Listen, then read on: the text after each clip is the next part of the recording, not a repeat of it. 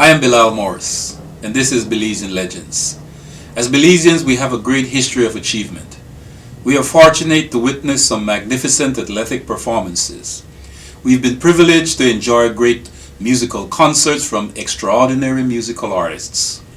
As a nation, we have struggled politically, but also made great progress. Culturally, we continue to evolve as a society. Where were you when some of these incredible moments occurred? Belizean Legends will transcend you back into time to relive some of these spectacular events and offer some behind-the-scenes perspective on the untold stories, as well as updating you on the individual lives featured in this series. This is Belizean Legends. Today we'll be speaking with the legendary Belizean musician Harrington Trapp, and we will be talking about his musical career and how this outstanding musical Belizean giant rose to become who he is today. Harrington Trapp, I want to welcome you to the Belizean Legends, my brother. Thank you so much, Bilal. Thank you so much. It's a pleasure, being here, talking with you. And really appreciate this interview. So, Harrington, give our viewers an understanding of how did your musical career start? well, my musical career started in Belize when I was about 17 years old.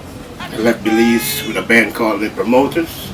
We went to Guatemala and Mexico. We traveled over the Yucatan area and came back to Belize and joined Glenn Boothe and Telegrams. And then went from there. I came to the United States and I joined a band called The Web. Then came to California and then get into another band called the Babylon Warriors. See, so that's how my career started, from Belize, the Promoters, the Glenn Boothe and the Telegrams, and the Web and Babylon Warriors. Let's start with the Promoters. Mm-hmm. And you showed me a very classic photograph that I've never seen before. And with you and the Promoters. Talk about the Promoters. Who were you guys and what kind of music were you guys playing at that time? Well, the Promoters was a R&B band. Like in Belize in those days, we used to play everything that we hear. So we played like reggae, soca, soul, and everything. So that's what we used to do back in the days. We played everything. So when we go play for a show, people get everything because that's what we was listening to. That's what we learned. So yeah. Did the Promoters? Did they play in the Battle of the Band contests and stuff like that? Because at that time there were all other different bands coming up in Belize and they used to have the Battle of the Bands. You're talking about what year did the Promoters come out? Promoters came out in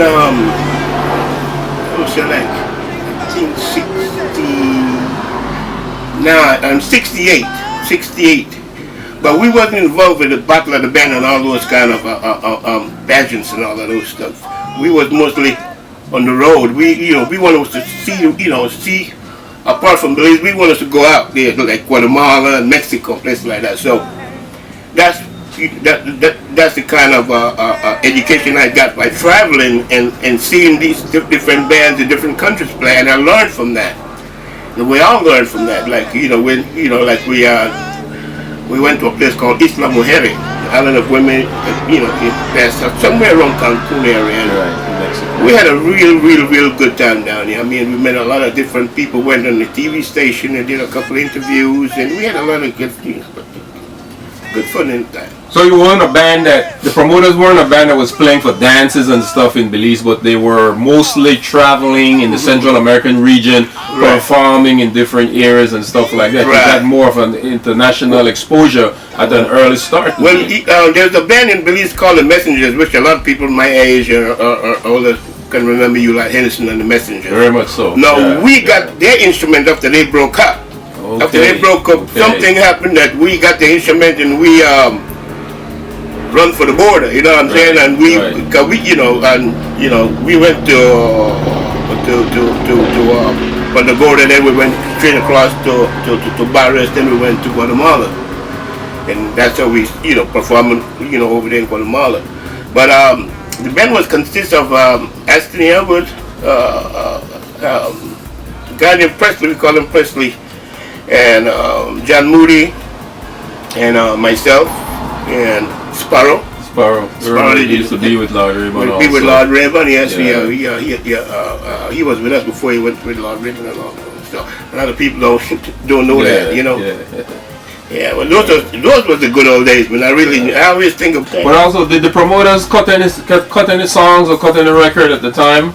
You guys came out at that time. Did there any music on the promoters? Well, the only music that we had was like regular, R&B music, all copy songs. We never did any because we didn't have the time to write original stuff. Right. We was out there trying to. You recorded material. We didn't do any original recording. No, we did no recording. Just performances, live performances in the Central American area. Yeah. And then after that, Harrington, your career started out. At that time, with the promoters, you were playing trombone and you were lead singing at the time too, or no? I was just playing. I was just lead singing. You were just a lead singer at the time. Yeah. How did your before I even move on to your migration out of Belize after the promoters, you also played with Glenn Boothe and the Telegram. Yes. Were you a lead singer of Glenn Boothe and the Telegram? Tell us about that career with Glenn Boothe and the Telegram. After I came back from Guatemala and Mexico and I came to Belize, Glenn needed a lead singer because you had to just quit them. So I was fortunate. I was very blessed and honored to be in that band. And I learned a whole lot from Glenn. Glenn is one of my mentors. I think about him every day. He taught me a lot of stuff. I mean, a lot of stuff that I wouldn't know if I didn't join Glenn Boothe and the Telegrams. We had a great band. Great musician was in that band. So, like Glenn Boothe, we was covering all over Belize District, Belize, Cali, Orange Walk, all those places we used to go like every weekend. We used to go somewhere. So, I learned a lot from Glenn, and we had a very good time. And we'll tell you what, we had some real good musicians. That band was so tight. Ben was a real strong leader when it comes to putting his horn section together and Cutter on the drums. I had a pleasure to did a floor show with Nelson Diamond, myself, Harry Shaw at Eden Theater. Nice. And Harry Shaw just came back from the States or whatever, I think. It's a funny thing that you mentioned that because he dropped the split. And when he dropped the split, his pants burst. Never forget that, man. It was funny, but it was, it was fun time. We had a good time. And I still, Midnight was pretty close because like when he was setting up at front of Brody's to do the week marathon. The marathon. I was out there with him, and certain time I had to go home because your parents want to go home by a certain time, but. Yeah, I was out there with him every day, after school or whatever. I used to be right out there with him and stuff like that. So, yeah. You later emerged as a horn player, a trombone player, which I did not get to know until later on in the years because I always knew you as a powerful alto singer, from the Web and then the Babylon Warriors. But how did the horn playing start? Because you never did play horns for Glenn Boothe and the Telegram nor the band before that. How did the horn playing start? The horn started from the Web, with the Web. I used to watch DK, Derek Strong, Smokey. Yes, he used to play the clarinet. Yes. I forgot his brother Dexter was going to join the band too, but he didn't get a chance to join the band. But it was Smokey, myself, Eugene Adolphus, Jeffrey Adolphus, Patrick Fleming, and Ivan Domingos Shine, and so all these guys had instruments, and I said, I better go buy myself an instrument. So I went to buy the biggest instrument I could find. Well, I play too. Yeah, so I went and I bought a trombone, and I took a couple classes, about the book, and I self-taught myself, I wasn't the greatest, but like Well, you were a self-taught horn player. Right, yeah. You didn't go for no music lessons at all those popular Belizean music teachers. Yeah, because you mentioned, I don't know if you mentioned the brass construction. That was one of my favorite groups. I used to love the horn section. Right. And I listened to those guys, and I listened to the horn, and that's how I learned to play trombone from brass construction. But before brass, your time when you played horns, you were probably listening to James Brown and the JBs. Oh, yeah, brass didn't come on the scene until the 70s. Maceo.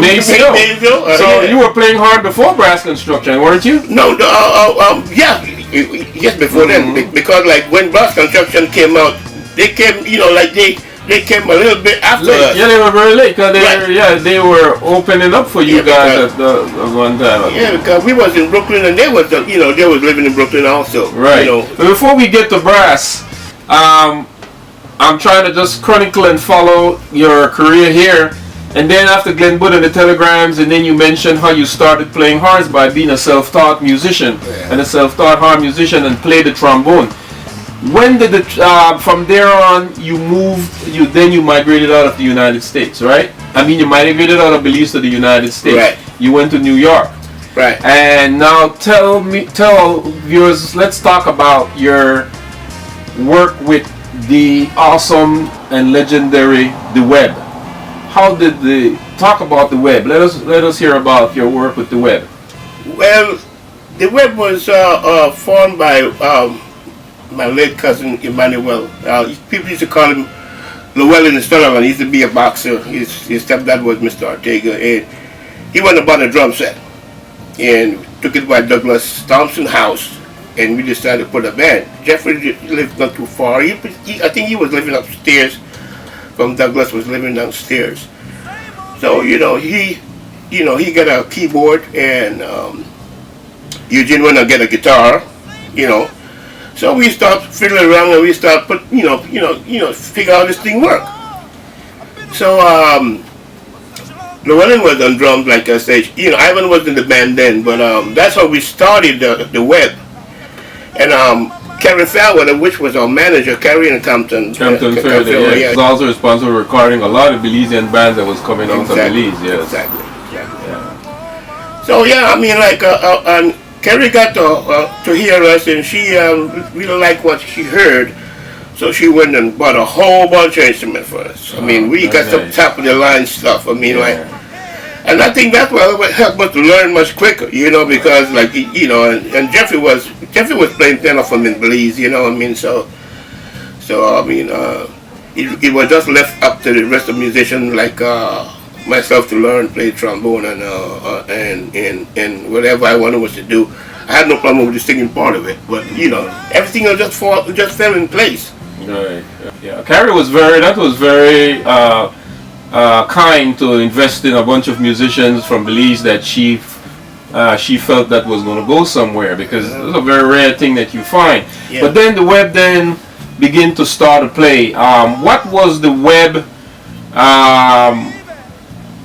circuit like in terms of where you guys were playing? Were you playing for dances? You were playing for shows, live performances, and at the same time were you recording? Talk about the work of the Web. We was doing a lot of live shows. We was doing a lot of shows up in the Browns, places in a basement called Cali Wright Basement. We used to play for Bullet. Bullet had a place. They had a hot spot up there in 125th Street.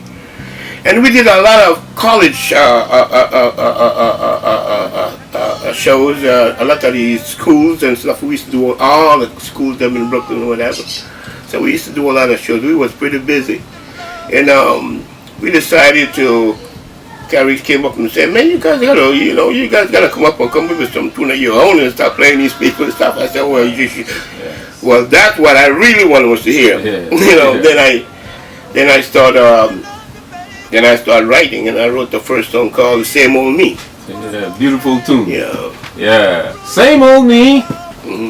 Same old person I used to be. Yeah. But just because I've been away from home for such a long time, you're acting strange. Yeah, that was a bad tune there, Harrington. Yeah. And that tune hit Belize by storm, and the whole world in Belize in the early 70s and late 60s was this band called The Web. Yeah. And I remember as I was a young boy hearing about that band, and then You talk about the web in New York and that whole musical atmosphere that existed in New York at that time. All these awesome, incredible black bands that was coming up, that was playing funk, R&B, and stuff like that.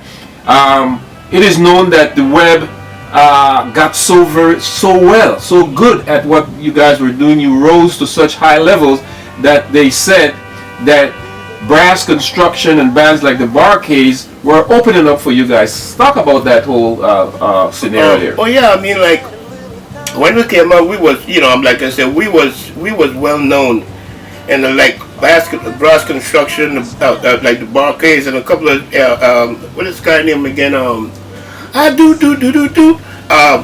Mark and Harrington's father. Oh yeah. I do anything for What you. was his name again? Yeah, I know Derek exactly. Morgan. Derek Morgan. Right. Yeah. So they were out, and he had his was in first there. hit. He had the first hit, but we didn't. He didn't open for us. Just one of like we got a horn player from him. But brass construction and the Barcades, all those bands, they opened for us. So Beautiful. I mean, at the time we were so young. I mean, like to us, it didn't faze us like that was something big happening. You know what I mean? We were just happy to go on a gig and just play. We were just having a lot of fun and playing the music. We wasn't even thinking about money. That's why that band never broke up. What year did the web broke up? Like the web started, I think it's early 79, 80, and we came to LA in about let me see, 79. So the entire web band moved to Los Angeles? No, we came and did a show down here. Came to do a show in Los Angeles. Right, yeah, we came and did a show down here. And what, most of the players fell in love with the Golden State and just hang out? I think I was the only one that fell in love with the And then when I got here, like I told my ex at the time, I mean, hey, we gotta move to LA, cause it reminds me of Belize, that like the temperature, the weather and everything, sunshine, like New York, you only get like 5 months of summer or whatever, you know what I'm saying? But in LA, it's summer all over. All over. You talk about the web and bands that were popular became big after that time. Why is it that the web, though these bands were opening up for the web, why is it that the web never, or let's say, why is it that the web did not become a band that became a mainstream American band in the United States? Like those who came before it, like the brass constructions and so on, and later on became big in 1976 and so on. Well, my take on that is like, you see a band, it is bigger, it is as big as the people behind it. If you don't have the people and the money to push you, see what I'm saying? A band can be, it's happening right now. You got great bands out here. Guys go in the studio and do great work, but they don't have the bucketed people to back them up. You know what I'm saying? All we had was Carrie and Compton, and they invest money after their own pocket. They could do so much. So we needed like some corporation or some company or some record company to take it over. But at the time, all these bands was flooding the market. Then you had like again, like brass construction, Barcade. You had Cameo and all these. Yes, because we understand that also Cameo and all those bands were opening up for you guys. Yes. Did you guys had problem in getting a record deal then? That seems to be the problem. Well, like I said, a record deal, that wasn't in our hand. We just wanted was to get the band ready for anything. So, like I say, like the management we had was not to get us a record deal or per se, because to get a record deal in New York at the time, you have to have a lot more people behind you. Record company, people that know somebody that knows somebody that knows somebody. Exactly. Yeah. You know, so there's a lot of bands like the Web in New York that never did made it because indeed, right. Harrington. So you talk about that, the reason why, and that's very legitimate because today still the reason why a lot of young artists are not breaking through because of the connections that they make and the networking that was going on. But then the Faraday's, Carrie Faraday and Captain Faraday, later on it appears, invested in you guys to cut an album, which Same Old Me and all of that came on. Right. How did that project come about? The recording of that song. Like I said, Compton was always,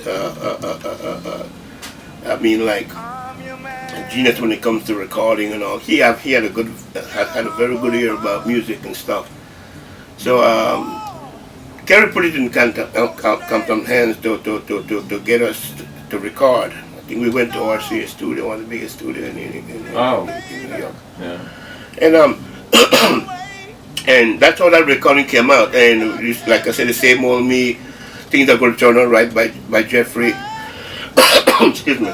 Adolphus. Yeah. So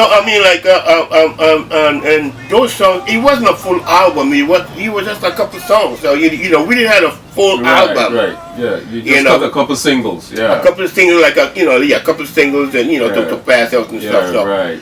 And like I said, the backative wasn't there that we could have used. You know what I'm saying? Yeah. So yeah. But then y'all were playing too for a lot of live performances. If there were these bands like Brass and Cameo and so on that was opening up for you guys, that means that you guys were having a very successful career in live performances. Right. As you mentioned, you played for a lot of the colleges and stuff like that. So you were out there, you were recognized, but I guess the right people did not see you guys to say, hey, you know what, we like hearing what you guys are playing. We want to give you a big record deal. Right. Like we never get that break. Because like matter of fact, like I said, Kerry and Compton, they took us all over. They took us to Boston, Chicago, places like that, and let's not forget Until Richard, he was a part of the very much so. Like the web. Exactly, he was part of the web too. Sorry, Chiefy.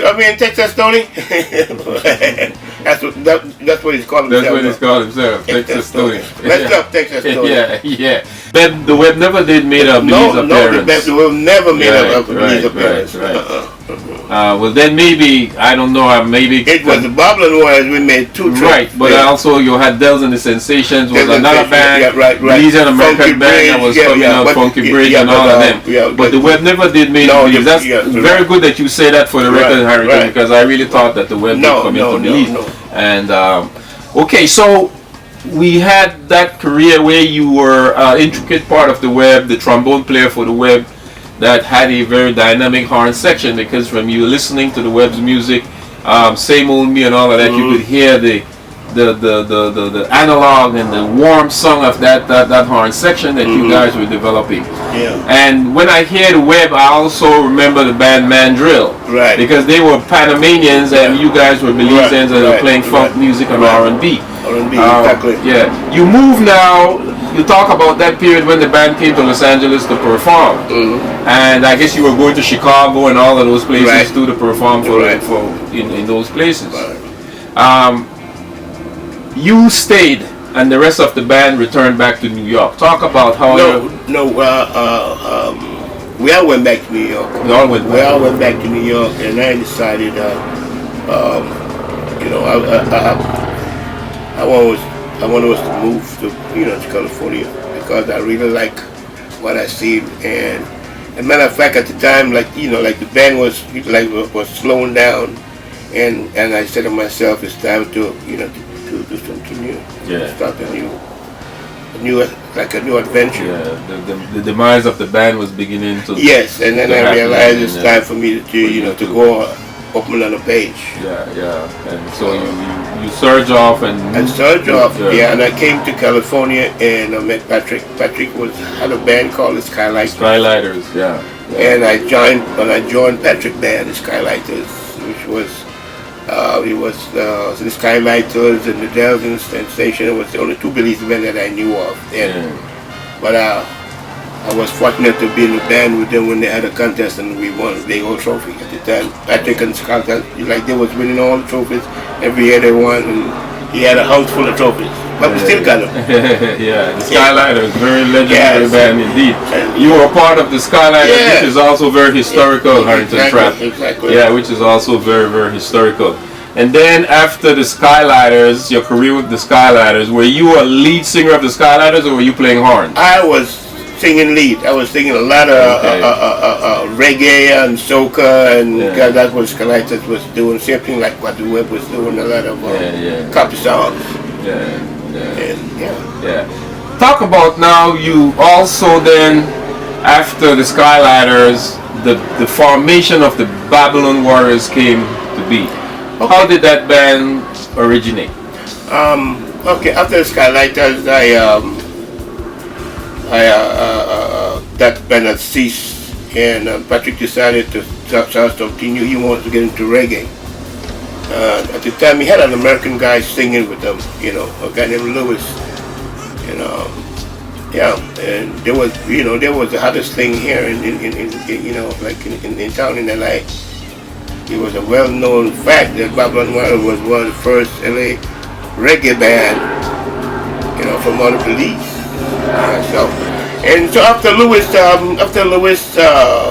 left the group and went to a different state, Patrick called me up and said, you need a lead singer. So I went down there and I did a couple of songs, and songs were real good, and we started to write original songs. That's all we did was original songs, and I love to write. I love to write new stuff and get new ideas. So that's how Babylon Warriors came into play with all those songs like the Old World Carpenter,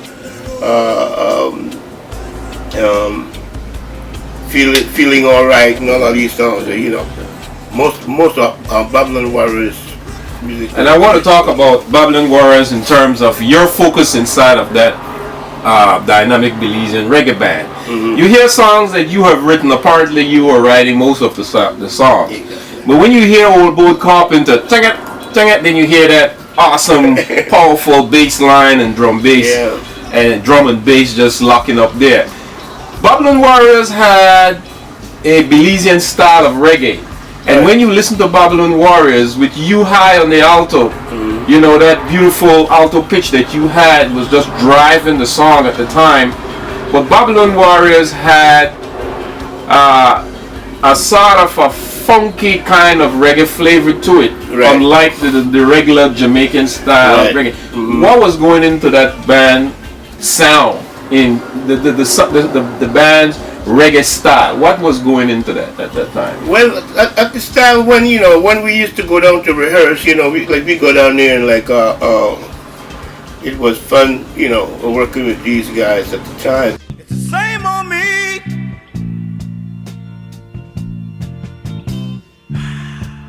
The same person I used to be, but just because I've been away for such a long time, you're acting strange. Now I got to let you know when I get on my mind. I'm your man.